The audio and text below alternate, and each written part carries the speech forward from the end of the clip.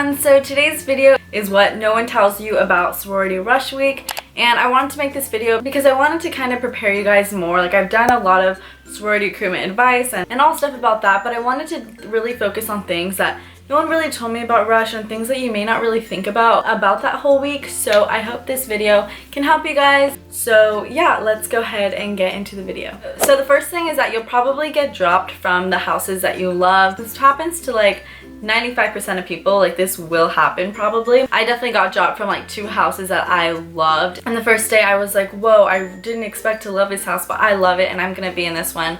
Oh my gosh, blah blah blah. Like, literally from my 2 favorite the first day, and then the next day I ended up getting dropped from those 2, and I'm like, what? Like, that's crazy. Like, I literally felt so much comfort and loved those houses so much, and then you end up getting dropped. So just know it is nothing personal. Even if you think that that was like your best conversation, you felt so comfortable in there, it has nothing to do with you personally. It's just that each chapter has specific things that they're looking for in each girl to kind of figure out if they'll mesh well with the rest of the house. So if they don't think that you will, like, do not take that personally, and you wouldn't want to be in a house that doesn't want you anyway. So kind of just take it as like, okay, well, I must have not been a good fit for that house, and then move on. Because if you dwell on it, it's gonna make it a really rough experience for you guys, and you definitely do not want that. So just kind of take it as, I'm meant to be in a different house, because you are. And the next thing is to look up the sororities. I know, like, you're told like not to know so much about the sororities and stuff like that, because you've probably heard rumors about like every sorority on campus, but the thing is, you probably haven't actually looked on their website and learned what they're actually about. Before you like listen to any rumors about any sorority, just go on each of the sororities' websites at your school and just go through their page and learn about them.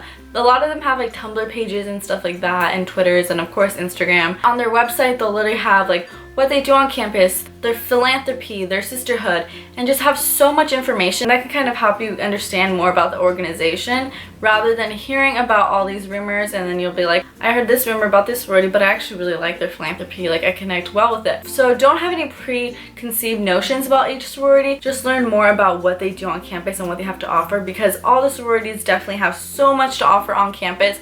So before you listen to any rumors that anyone's told you about any sorority, look on their website and learn for yourself about what they do on campus and what they're all about. The next thing is to break in any shoes before recruitment. This is so huge, because I definitely had like a couple new shoes that I wore during recruitment and didn't break those in before. So when that week came, my feet were in so much pain because I did not break them in. They're brand new, so walking around in those all day was so painful. So make sure if you guys get any new shoes for recruitment, you guys are breaking those in beforehand, so that way you're in a lot less pain that day of. When you're wearing wedges or heels or anything like that, make sure you guys break those in. Even like flats and stuff, there are definitely a lot of flats that can kind of give you blisters and stuff, so kind of like make sure you wear those too.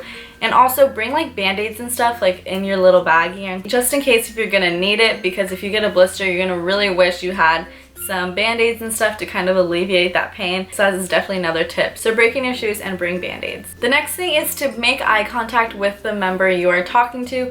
This is so important, because I know when you first go into the houses, you're gonna really want to look around and see what it's like. I get it.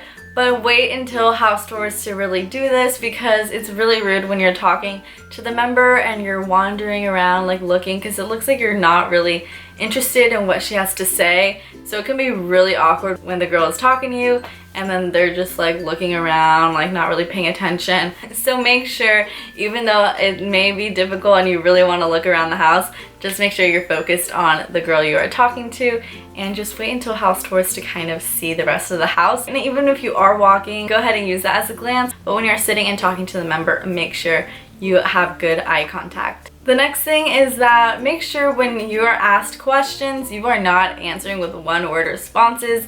This can be so awkward, and that's kind of how it ends up turning into an interview. So make sure when you're asked a question, it isn't just like, good, yeah. We want to make a conversation with you guys and have the conversation go somewhere. So when you guys are answering with just one-word responses, that's when it could get a little awkward, end up being like an interview, because we want to make sure the conversation keeps flowing, but it can't end up flowing, because then if you just say with one-word responses, then it ends up being like question, question, question, because we don't want to just sit there like, yeah. So for example, like if they ask you, are you gonna miss your family? Don't be like, yeah. Be like, yeah, like, you know, I'm really close to my mom and dad, and this is the first time I'm away, so that's why I wanted to join a sorority, because I wanted to find a home away from home and get my mind off of missing them. Something like that, because we want to make the conversation go somewhere. So don't just be like, yeah, have an elaborate answer and then kind of have the conversation go off somewhere else, because that is how you're having an actual conversation with whoever you are talking to. And then from that, be like, how was it when you came to college? You know, stuff like that. The next is to take advantage of your recruitment counselors. I know they're called different everywhere, like Rho Gammas, Rho Chis. At our school, it's RCs. So really take advantage of them. Like, they are trained like all summer to like answer your questions and help you and guide you in any way that you need. So if you have any question about anything, like, I don't know if I should choose this sorority over this sorority, should I wear this, should I wear this, what would be better, like any question you guys have regarding to recruitment at all, ask your RC. Like, she is trained for all this, so really utilize them and they will help so much. I use my RC a lot during the end of the week because I was torn between a couple houses, and she definitely helped me. So make sure you guys are also really utilizing your recruitment counselors. The next thing is to clean up your social media. This is so important because you don't know if some girl you went to high school with is in that sorority, so they already know that you're coming to that school and obviously follow you or whatever and can see if your social media is bad. So you don't want to have any pictures of you like taking shots out of the bottle, like post that on your Instagram. Like, no, even on your Facebook, like, do not have all that stuff.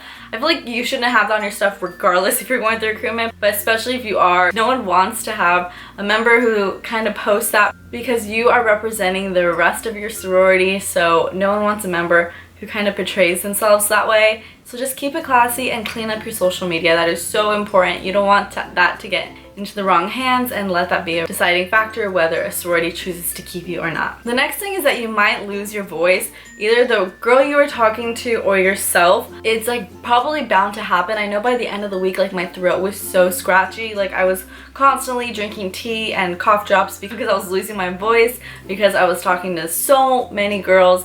And same with you, you'll probably be talking to so many girls, so if you lose your voice, this happens to so many people, you won't be alone. Yeah, don't worry about that if that ends up happening. And yeah, those are all of my what no one told me about sorority recruitment and what no one really tells you. I hope this helped you guys and you learned something in this video. If you enjoyed it, be sure to give this video a thumbs up and subscribe down below if you haven't already. And I'll see you on my next video. Bye guys.